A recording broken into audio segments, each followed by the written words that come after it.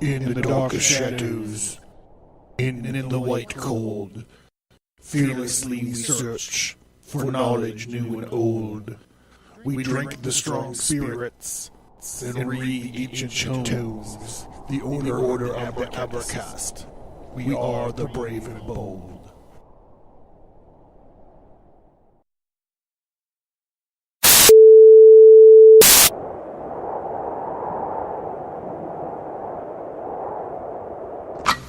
Allahu Akbar, Allahu Akbar.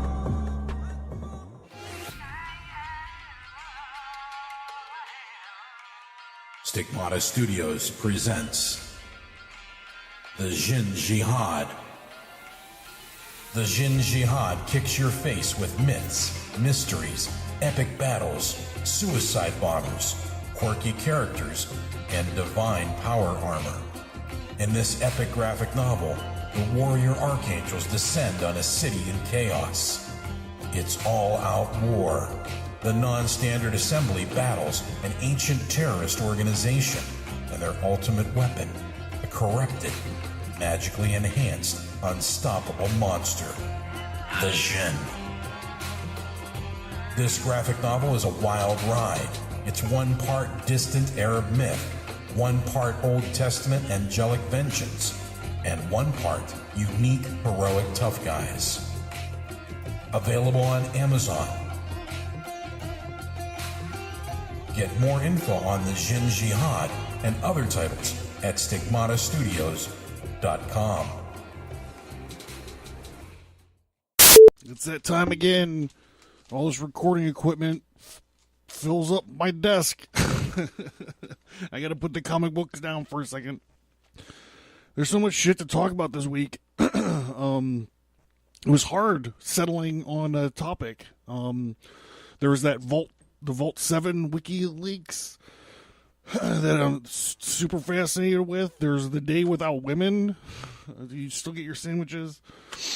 The Day Without Immigrants. I have a funny story about the Day Without Immigrants, though. Not to offend anybody, I walked into an office building to conduct some business, and there was this Indian, like he was like a worker, like he had like a little polo shirt on and a briefcase, and he was just standing at the elevator, and I looked down and the little light wasn't on, and I'm looking at him and I'm like, is this the kind of guy that's just gonna stand there and not press the button? Like, he looks like an intelligent human being. I don't know. So I punched the button, and I tried not to make eye contact with him because I didn't want to make him feel stupid. But the light came on, and like in a minute, the elevator popped open. I don't know if it's appropriate to tell a story about Immigrants Day, but it happened. And I'm sure there's engineers and stuff in that building. I'm sure guy makes way more fucking money than I do. Iron Fist is coming out on Friday. It's getting a little bit of heat, but I don't fucking buy critics bullshit, and I just can't wait, man. I almost did. I prepped the whole episode. I might do it next week. About these guys who can allegedly quote, they can quote focus their chi, and they do these things called touchless knockouts. There's some videos on YouTube about them, and it's hilarious. But I shelved that. But I am super excited for Iron Fist. I was gonna do the focus chi touchless knockout episode, and also mix it in with the Did Mock the Touch of Death episode. So now I might not even do it for a while, because you guys could just go and watch the videos and Wikipedia or whatever yourselves and get your own shit. And let's see what else. Oh, there was the for sure there's going to be secret commie messages hidden in the upcoming Power Rangers movie. I was going to talk a little bit about that. You know, like, it's just the same thing like with Voltron when I was growing up. You know, that one red lion couldn't do shit by itself. It has to, like, form up into a hive mind with the other four lions. And then that way they could get stuff done and become effective battlefield elements. Same thing with this Power Rangers movie. Anyhow, I'm digressing already. I tried to record this episode 2 days ago, but it was a little too late at night, and I was a little bit too into my cups, if you know what I'm saying.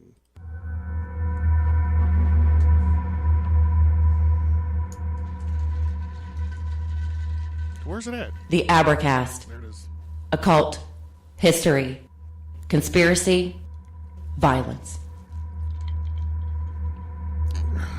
I get tired of saying that. Had to get some production on it.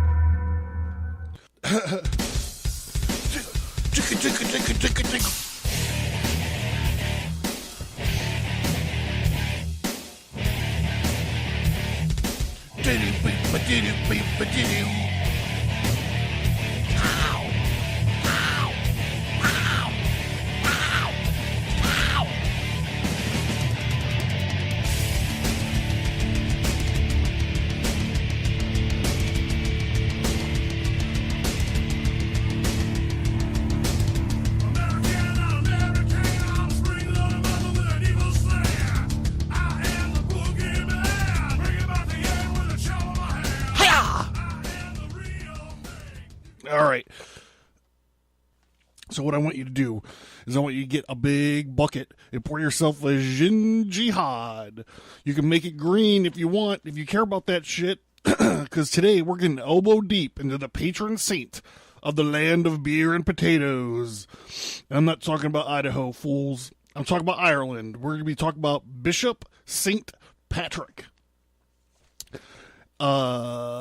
Yeah, St. Patrick's Day to me is, I like it because I like everyone having fun and I like all the positive vibes, and I'm not one to hate on all this. Everyone's bitching about cultural appropriation and all that stuff. Like, to me, it's like I was going to say every day. To me, it's like St. Patrick's Day is the one day where everyone's Irish. So let's just roll with it. Let's just stop being assholes and just deal with fucking having fun on St. Patrick's Day.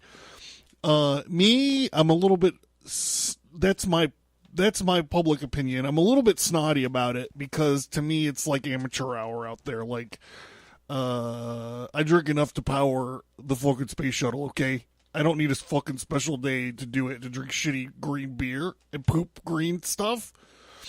I have enough questionable stuff coming out of my body as it is.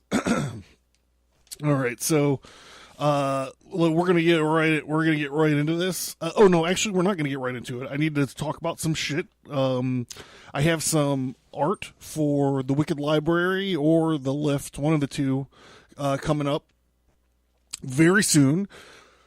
You guys could check out those shows. They always have cool cover. They do cool cover art for every episode, and every once in a while, I have a hole punched in my schedule where I can help them out. So you might want to go over there to go find them. You can find both those podcasts over at society-13.com. I also finished some principle. You can't say some principle. You have to say the principle. I finished the principle art for my new comic. I have a regular comic book size comic coming out. I'm taking a break from the graphic novels for a minute.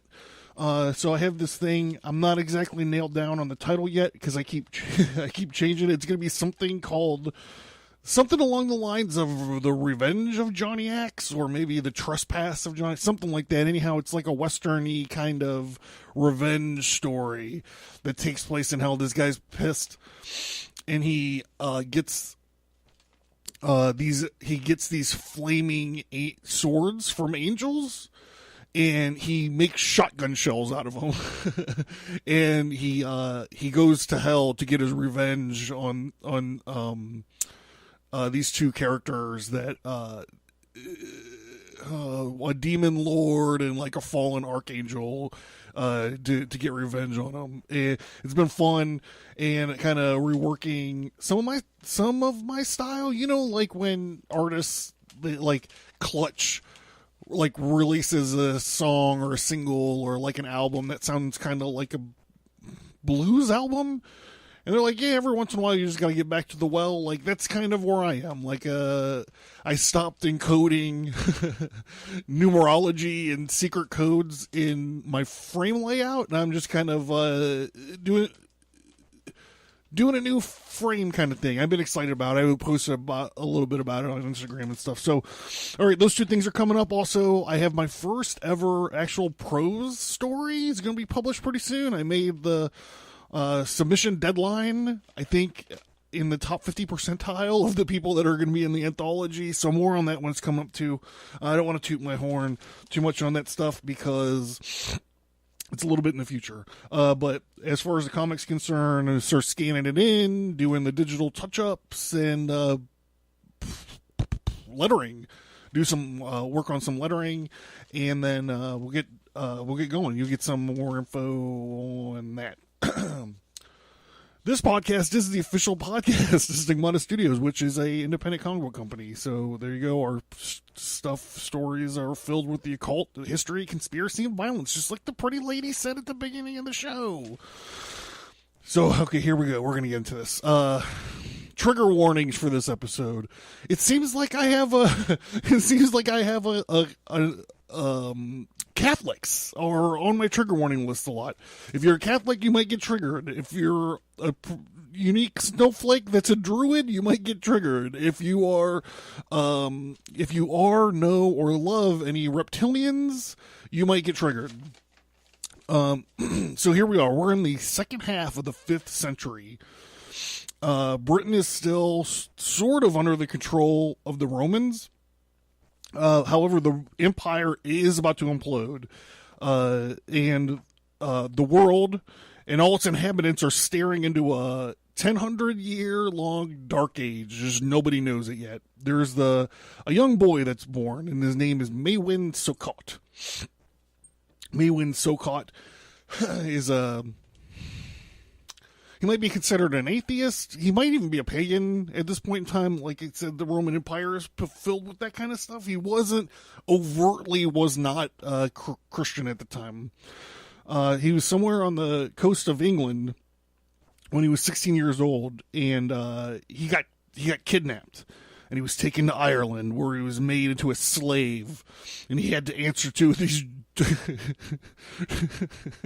I spelled this out real big on my notes. I don't know why. Druid slave masters. And as a slave, Maywin was made to shepherd sheep. He was shepherding huge flocks of sheep in what's called the Slemish County in Antrim, Ireland, and he was tormented by his druid slave masters. In the unforgiving weather, Maywin kind of found God, and he would cry out for God to help him, in the night. Some sources say hundreds of times he would cry out to God. So this guy, like, basically was held as a slave. Now, as far as slavery is concerned, there's a lot worse shit to get into than shepherding.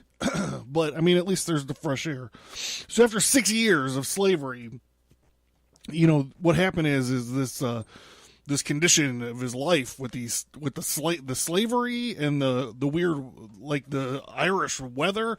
I can't imagine it's that different, but you see places cite the harsh Irish nights as part of, like, what broke him as a man. But whatever it was, humbled him, and he started petitioning God with prayer for help. And as everyone who's ever heard Soft Parade knows, you cannot petition the Lord with prayer.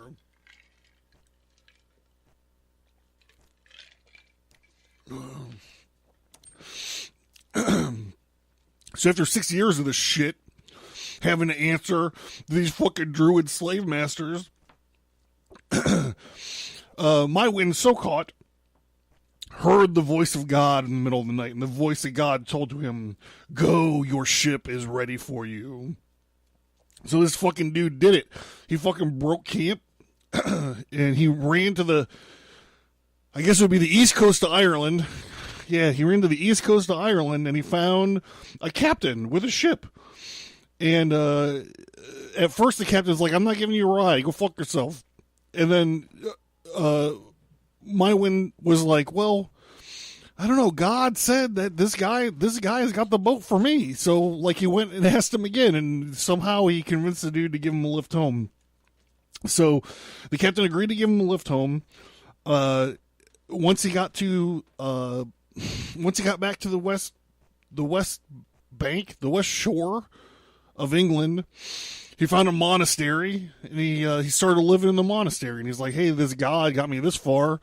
Let me just stay here. And became a priest. He became a priest, and he took the name Patrick.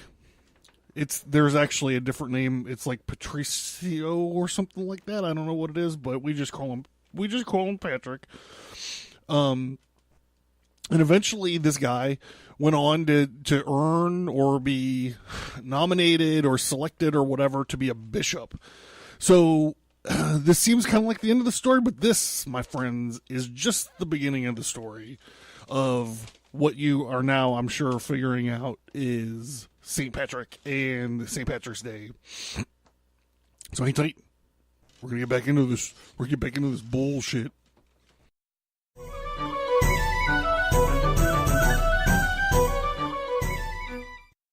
I should have took that opportunity to get a refill.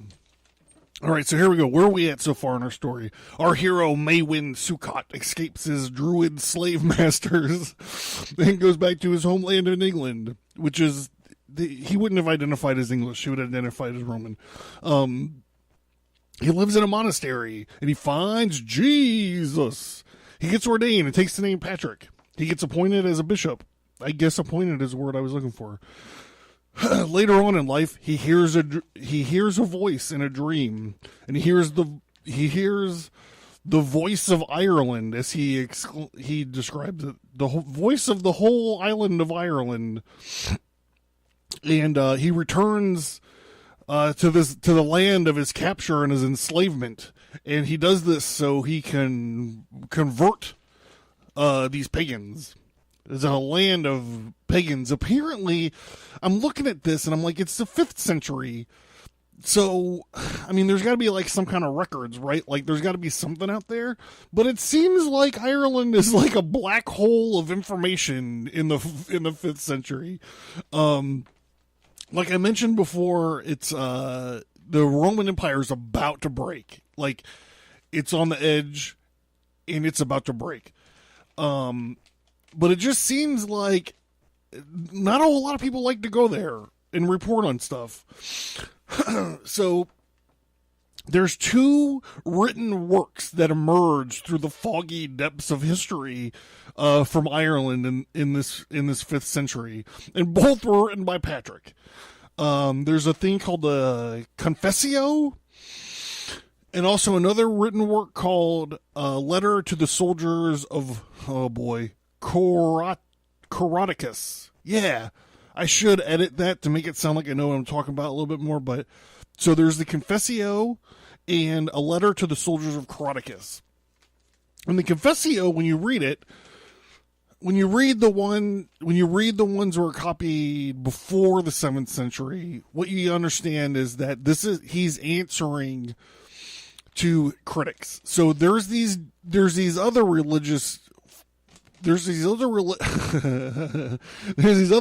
guys in England who were accusing Patrick of doing all kinds of wild things. They say that he's in Ireland, the land of these heathens, because he's got like sexual things going on, and there's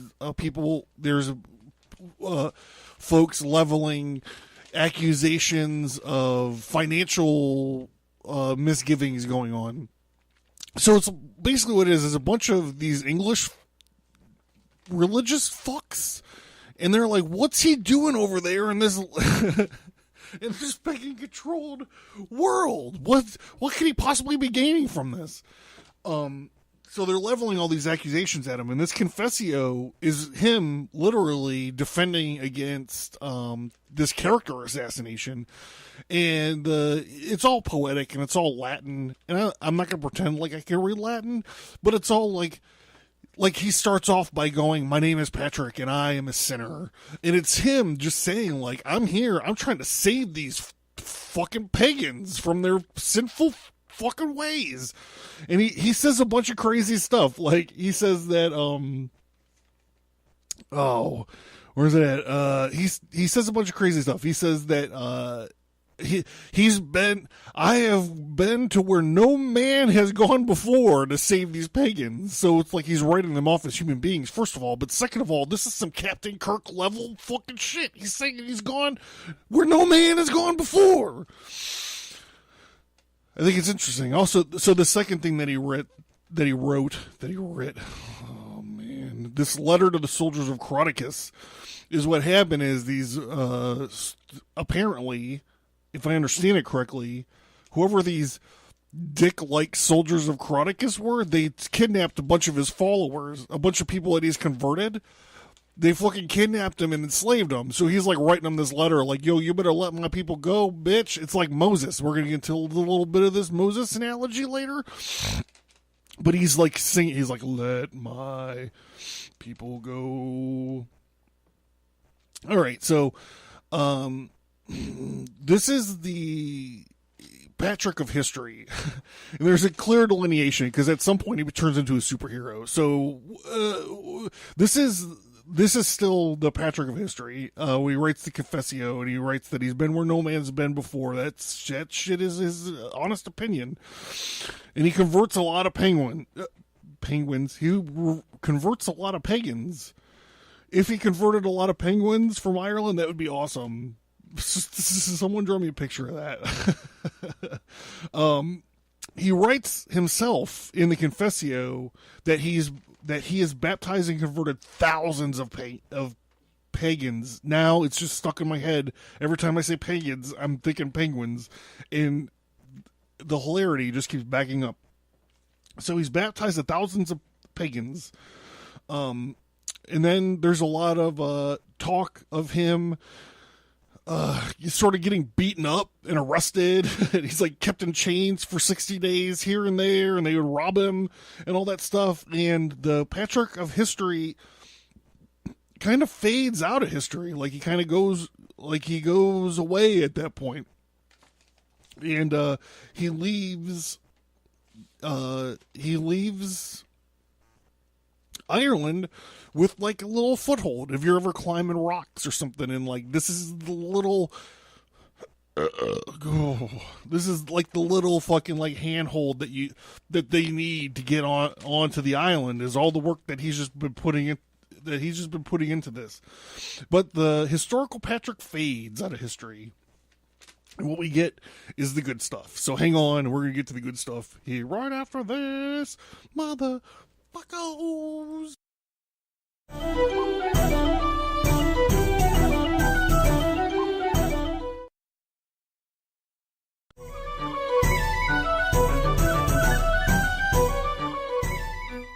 All right, we're back.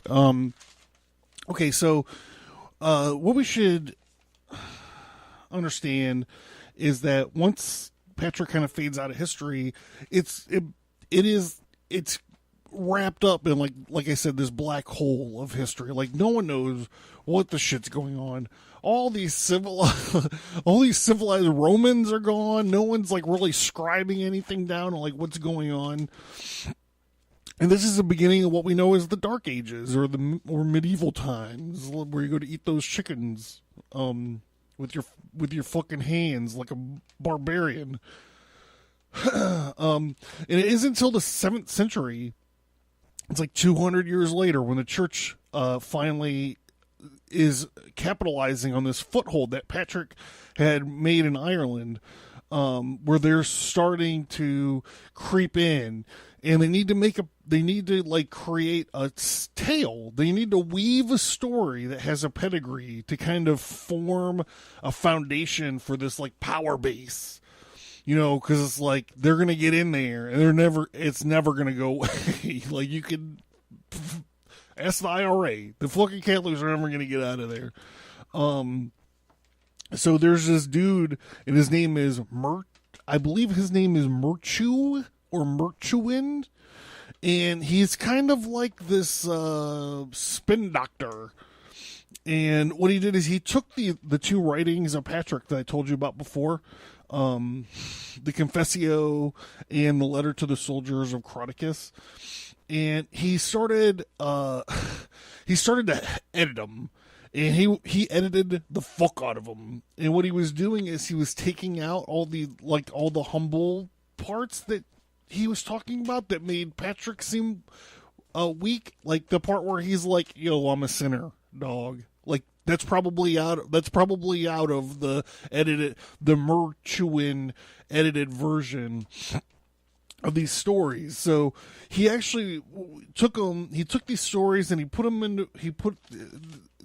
his tender heart in a blender, and he wrote a book called The Life of Patrick. The Life of Patrick, I think, is what it was called. But this is like where it was here in this 200 years after Patrick's mission that the legend of St. Patrick was to be born. And boy, was it.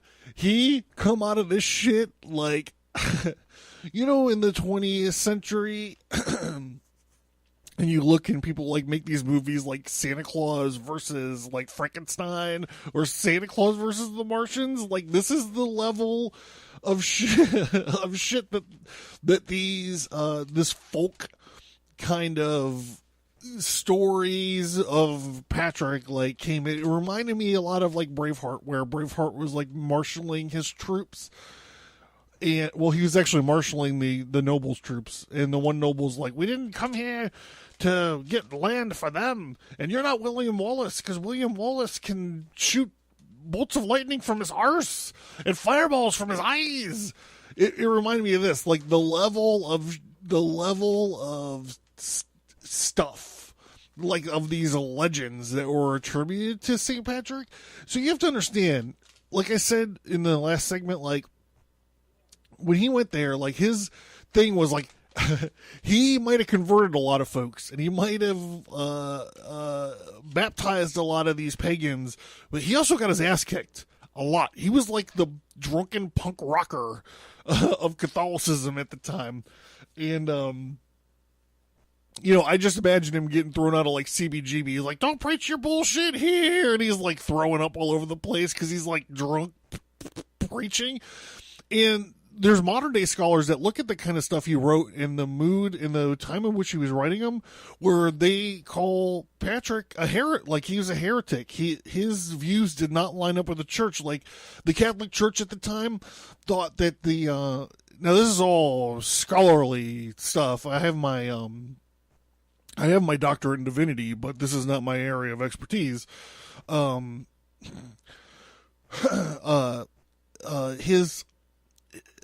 The church at the time was like, yeah, the apocalypse or whatever is going to happen, the end of the world is going to happen, Jesus Christ is going to come back. But that's like in the far distant fucking future, dudes, where Patrick, according to some of his writings and stuff, you look at it now and you think like, oh, he's like a Jim Jones. Like he's fucking mixing up the Kool-Aid like right now. Not saying he's killing his parishioners, but his message was that the shit's gonna go down. It's gonna go down in our lifetime, fool. So we better get ready. So a lot of people brand him as like the renegade bishop or like a heretical figure because he's wildly moving this timeline around. And like the dude was a fucking slave for 6 years. He had to sleep out in the cold apparently, so that was a big deal. You know, you never know with these kind of things.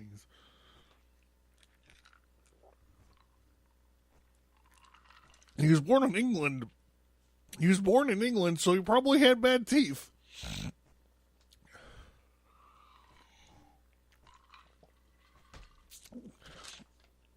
All right, so we're going to get into the legends. All right. Sorry, my mind's wandering a little bit.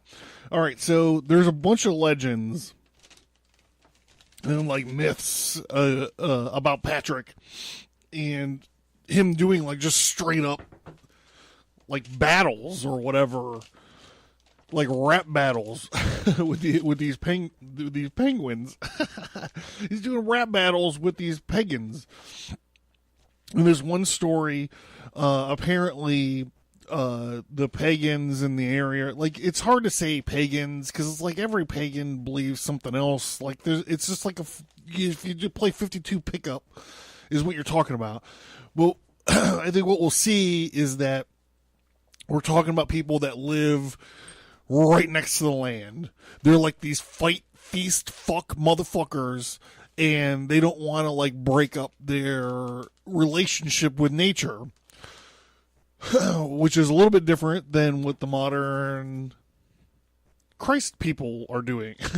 Where they're like, you gotta do confessionals, and there's like these nuns, and we're writing stuff down. So we're gonna get into this clash in a couple minutes, but I think what you're seeing is like this. So each, like, if you take a symbol like a shamrock, and it might be sacred to some pagans, but if you go to the other side of the island, it might not mean anything to other pagans or penguins. And if you go to, like, I think there's like shamrocks in England. Like, I think shamrocks are pretty much everywhere. So I don't know why it's such a fucking thing. But there's this legend that he like picks up this shamrock, and he's trying to explain to these pagans about the triple God, the triple deity. Like there's the Holy Ghost, and there's the Son, and there's the God the Father, and it's a fractal of this shamrock right here. And apparently he was able to win an argument or something with that, which I find very questionable, because it doesn't seem to make a whole lot of sense to me. Especially when these pagans, a lot of these pagans have triple deities anyways. Anyhow, another one, I'm not going to get too bogged down into this whole thing. Another one is the Ashwood walking stick. He apparently was known to have this walking stick that was made out of Ashwood. And when he would preach, he would jam it into the ground. So he like this, I guess it's a testament to like how long his fucking like sermon can go. There's a story that like he planted it like when he started talking, and by the time he was done talking, this staff turned into a living tree, which is funny because it's like you look at it and you're like, oh, it's magic, but at the same time it's also probably like sarcasm. They're like, this fucking dude can talk, bro. He fucking stuck it in there, and by the time he was done, it was a whole tree. That's the way that I'd choose to think of it, because I think that's really funny. So here it is, back to the book. He meets these two, there's a legend where he meets these two immortal pagan warriors, and he tries to convert them. And they take this path of this fighting lifestyle, and it's contrasted with this peaceful / they make a point to go peaceful / unheroic lifestyle of Christianity, which I love it. I think it's hilarious, and I'd like to see that on a t-shirt too. If you guys can somehow figure out a way to do pagans as penguins and this peaceful, unheroic lifestyle of the Christians, I would love it. So other stuff that he did. He was in a beef with the High King of Ireland, who's this guy named Laoir, Laoir. And what he did to settle this beef, like, I just imagine everything as a rap battle right now. Because, like, he goes to the Hill of Slain, and he catches the whole top of the hill on fire, with fire only he could put out, with the power of God and the power of Jesus Christ. And he sets this huge fire on top of the hill, and he starts preaching to this High King of Ireland, this Laoir. And only he could put the fire out. So I imagine he won the thing. So we're going to get into some weird stuff. And like I said, in my mind, I'm kind of wandering. But there's this thing called Loch Dearth. There's the Loch Dearth affair, which means the Red Lake, in which St. Patrick, I don't know if he wasn't a saint because you could only get sainted after you die. I don't even think he's ever actually sainted. I think it's a secular holiday. I don't know. It's all very confusing. Anyhow, this guy killed a huge water serpent. They don't say how, but he killed it in a way where it turned the whole lake red with the serpent's blood. So, I mean, that's like some powerful Jedi magician bullshit right there. Like, he probably used his magic staff, like a lightning bolt or something, and blasted this thing in half, and like all its blood. That's how they call it the Red Lake, which is Loch Derg. Okay, so here's the famous one. This is the one you've all been waiting for. This is the main event.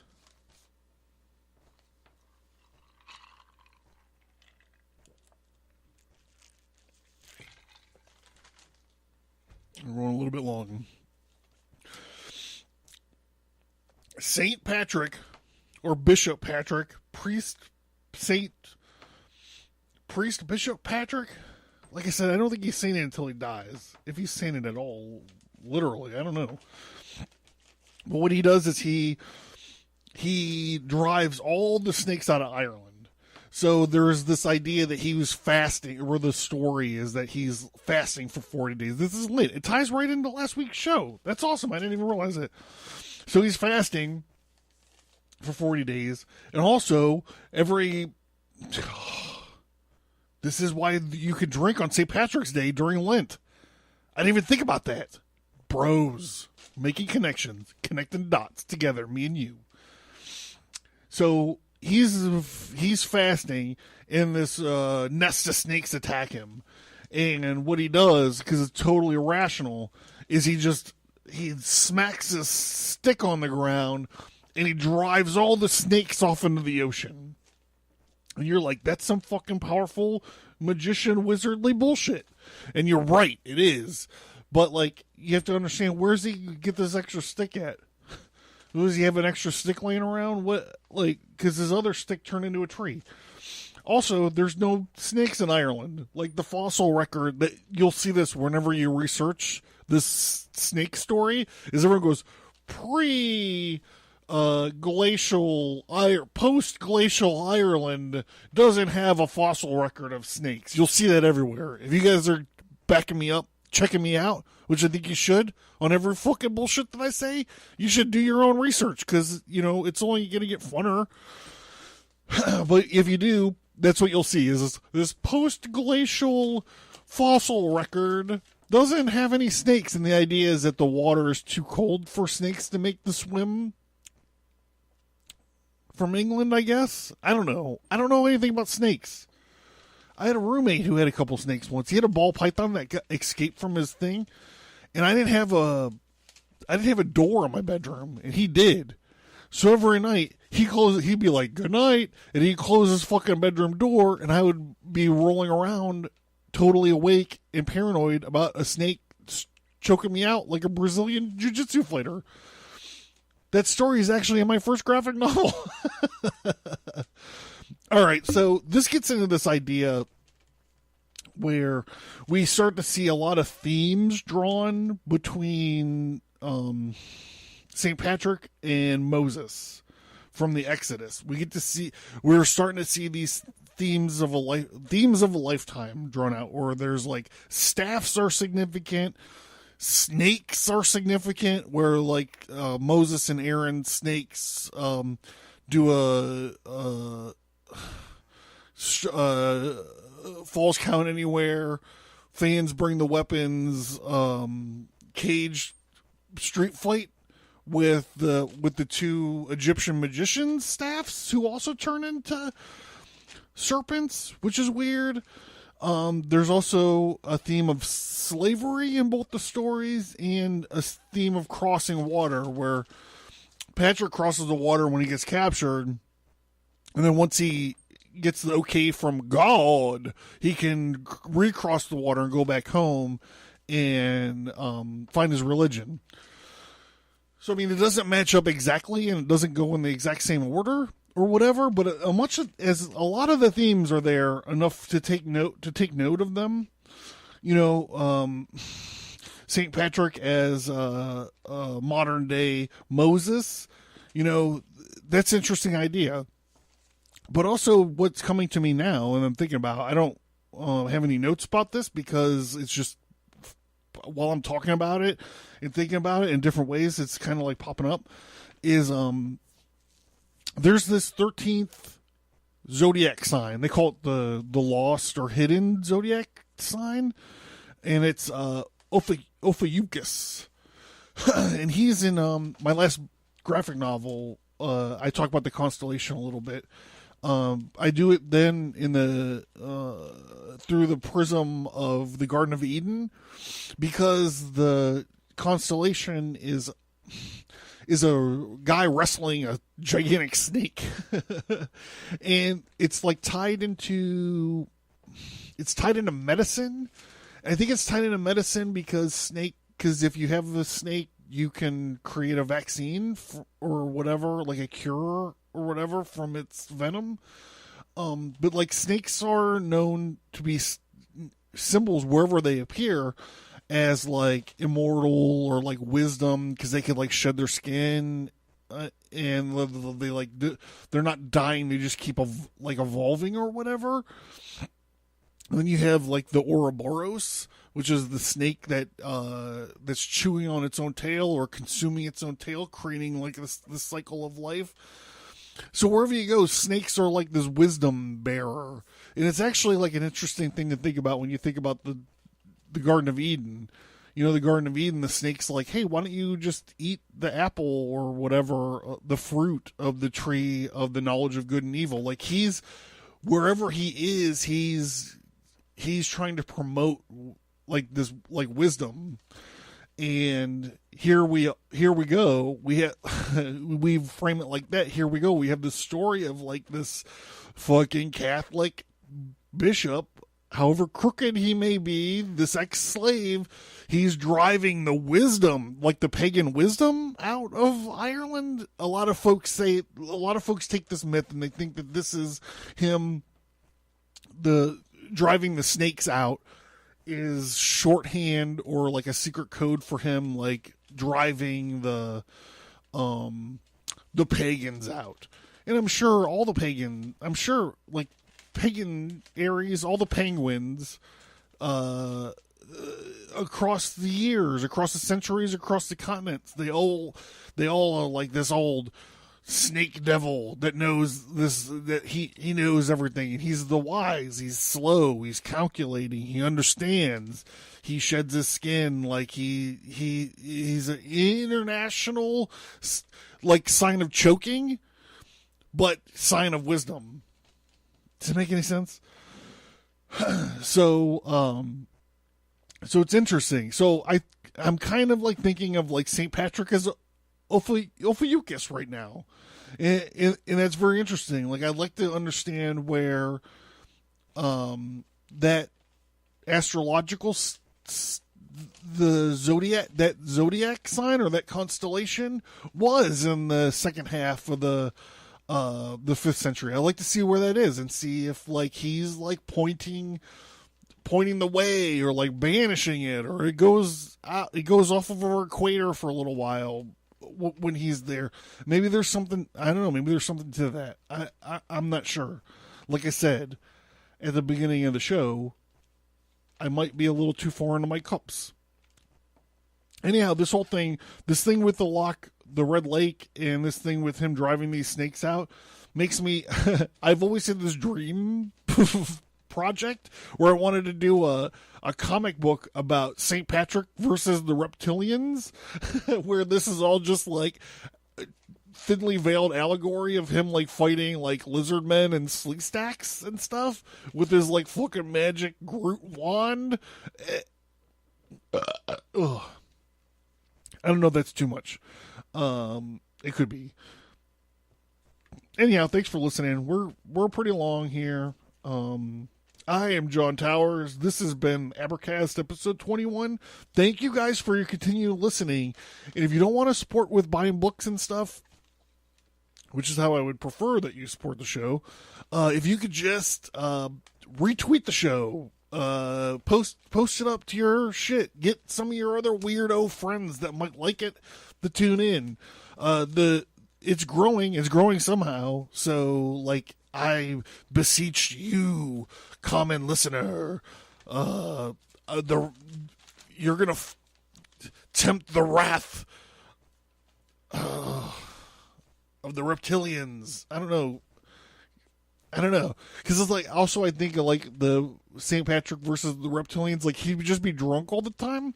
Like he'd just be like horking down like booze because of all the awful things that are happening, and he's able to like cast like weird divine magic to fight the reptilians. This is hilarious. This is like the Tucker and Dale versus evil of Irish Catholicism. I don't know how you're not with this, everybody. So think about that.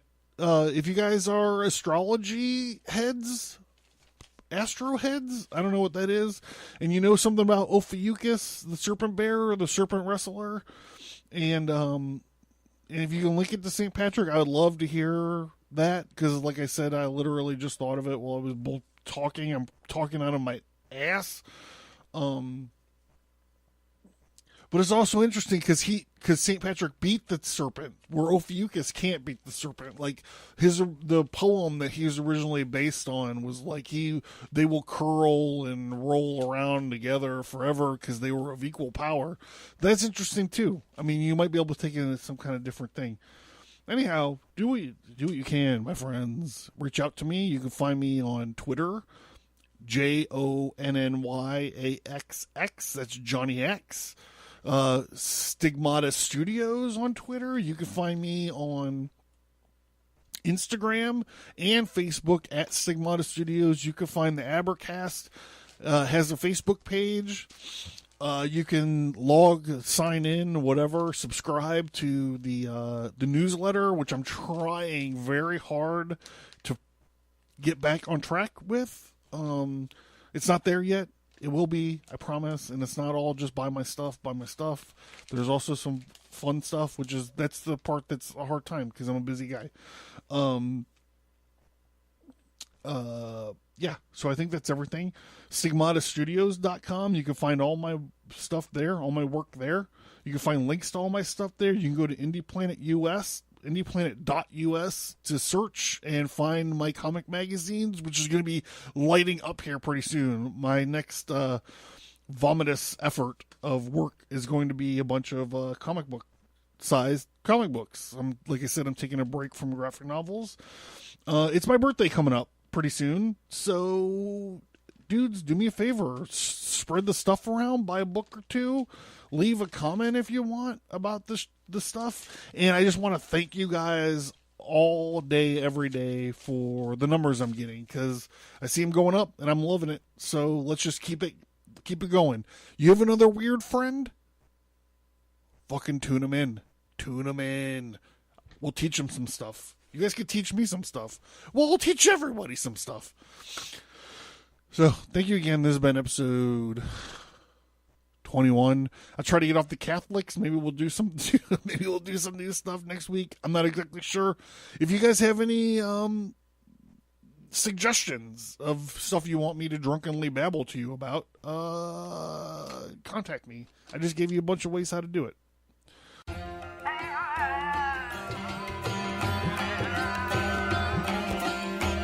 Stigmata Studios presents The Scorpion Strikes. In this comic book, a terrorist called the Scorpion is transported to a secret CIA prison. He quickly turns the tables on the guards and administrators and releases the prisoners.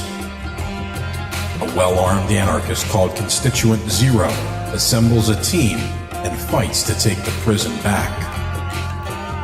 This story is a dark political action thriller.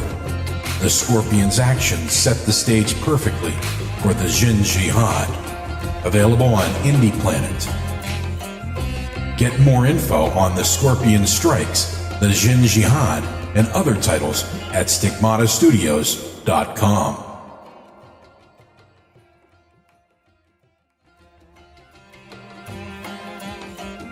Stigmata Studios presents The Test of the Scorpion. In this comic book, while the Jin Jihad is raging on one side of the city, the terrorist called the Scorpion sets a secondary attack in motion as he obtains a small tactical nuclear bomb.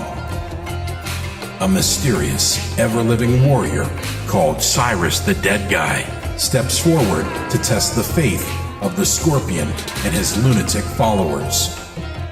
This is an action-adventure story. It's a bit of swashbuckler that wraps up the Jihad stories. Available on Indie Planet. Get more info on The Scorpion Strikes, The Jin Jihad, The Test of the Scorpion, and other titles at stigmatastudios.com.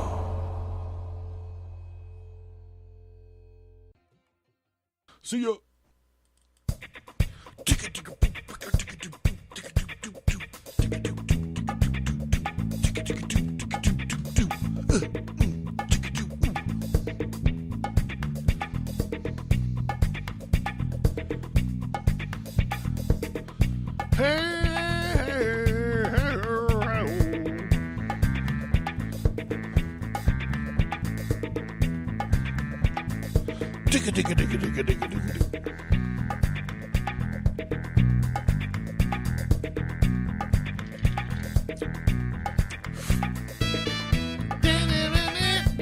Behold, Patrick arrives from the east, bearing kegs of Guinness and beards of gray.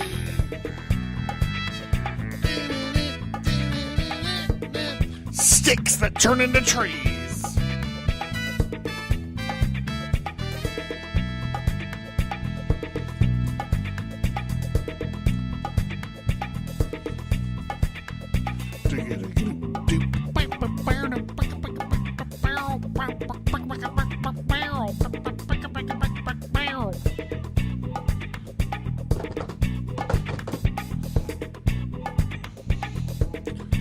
I'm sorry about the story of the Indian gentleman at the beginning of the show.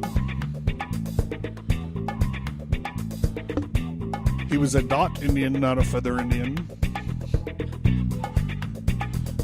Not that that means anything. Baby, I'm a boogie machine.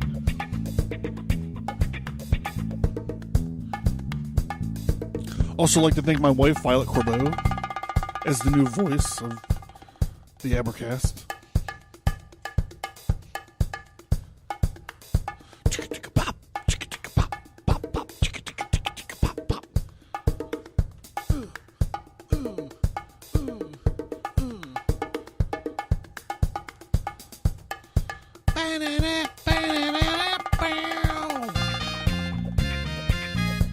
You know what I'm saying?